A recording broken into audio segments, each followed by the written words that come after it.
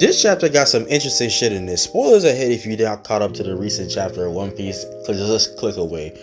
But yeah, this chapter is very interesting. Also, I know you can't see him, but you see my boy Kyoshi over here?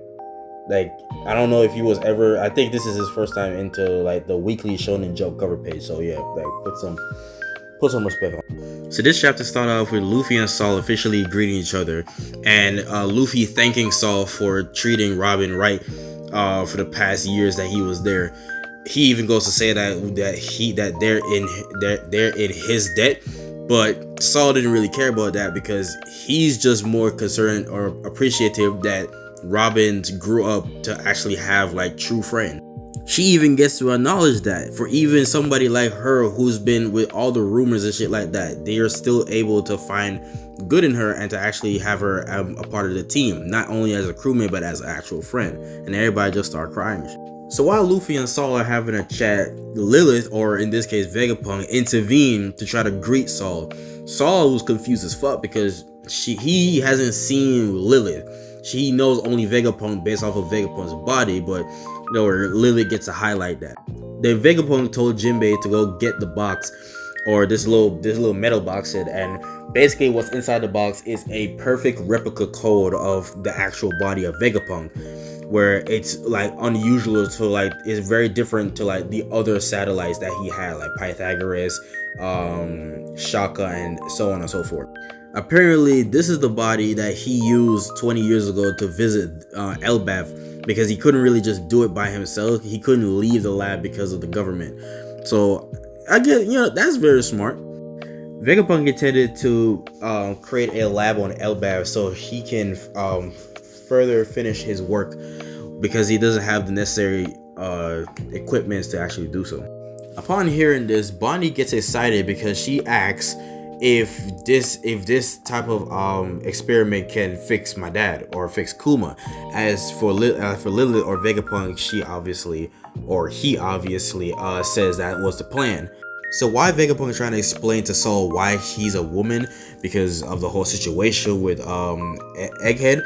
This big ass woman asks Saul if it's okay to come out, and for that Saul was like, yeah, it's all in the clear, because basically she's supposed to be in on the whole like the faking death scene with the whole with Saul trying to scare Robin.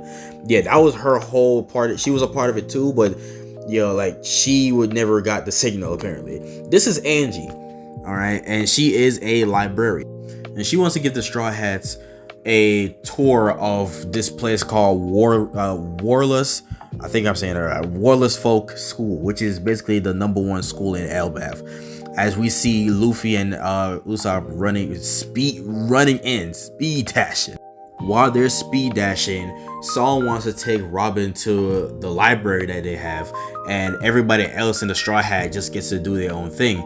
We get to see these big ass giant kids chasing Zoro, Usopp, and Luffy. One of the giant girls said, we can't harm humans, and they apologized and just stopped what they were doing. So, and not only that, she also highlighted that you can't call them shorties. That's what they were calling Zoro, Usopp, and Luffy and them. And Zoro said something. Zoro calling them brats, and I'm pretty sure this is a teacher. I don't really remember if we even had a name for her, but basically she highlights to him that you can't say brat either.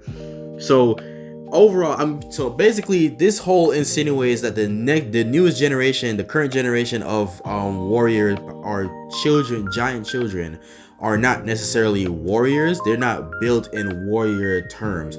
So essentially, it's a soft ass generation. It's basically what it boils down to where it got my boy Usopp confused. I'm like, y'all are supposed to be the next generation of warriors. Like, this is what y'all was doing. And to the kids, it's like, no, fighting is just fucking dangerous. So while Zoro and Usopp is babbling, the giant kids are telling them, you need to get off or you're gonna get told off. Little does they know, they're literally on the bosom of one of the giant teachers, the biology teachers, called Ripley. They went to apologize, which she goes, there's no need, because y'all are just light as fuck. So she just continued on with the conversation. I'm like, this might be a very culture shock, but yeah, it's been 100 years now. We don't do that shit no more. You know what I'm saying? That those are for the that's a bygone era. As she welcomed them to Elbaf, like give them her welcome to Elbaf, as she only knows of the Straw Hats because of Saul. As she herself also called them brats, which Usopp gets to mention, like, that's like, aren't you supposed to say that?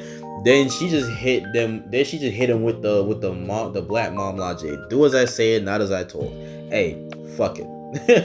I like it. You like it? I love it. There she says, seek to trade with other nations, not wage war, which is the wise word that was said from the Giant King, which is King Harold. That's his name, and this is the same guy who Loki killed.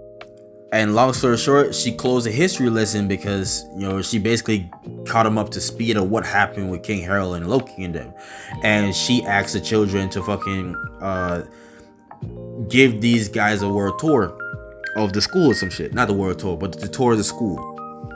As Ripley asked Luffy that she, like, what happened to the white form, or like the Sun God Nika form, as she would love to see that in person. To where Luffy responds, that's what happens when I'm at my freest, basically. She mentions that you resemble a warrior of old fable Elbaf, and we all know that that's the story from like a lot of places, but Elbaf specifically has a lot of it.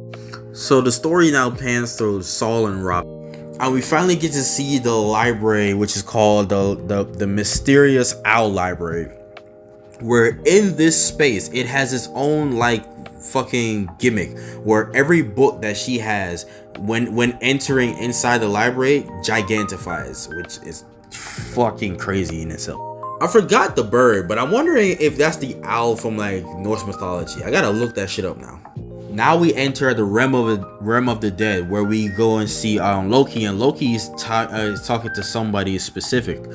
He's talking to somebody in a transponder thing. And the person Loki's talking to, they mention something about the moment that feared them, to the point where it's like they stop the trembling, like they can't stop trembling.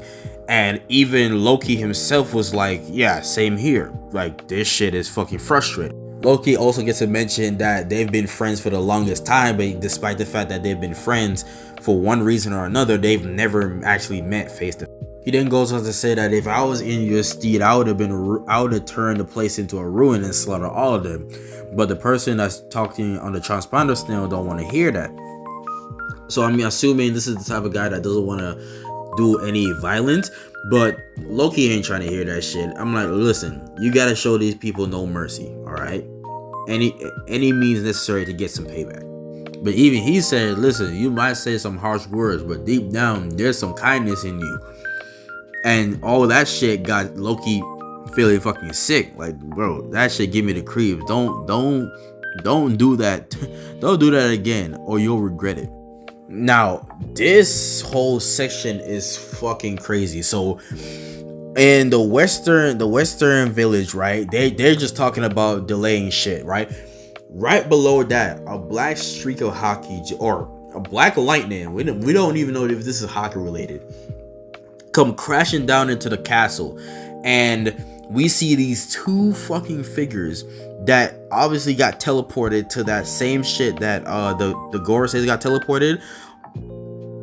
And then we see two visual like characters, one of them that look like a girl, but the one up top looking like Shanks.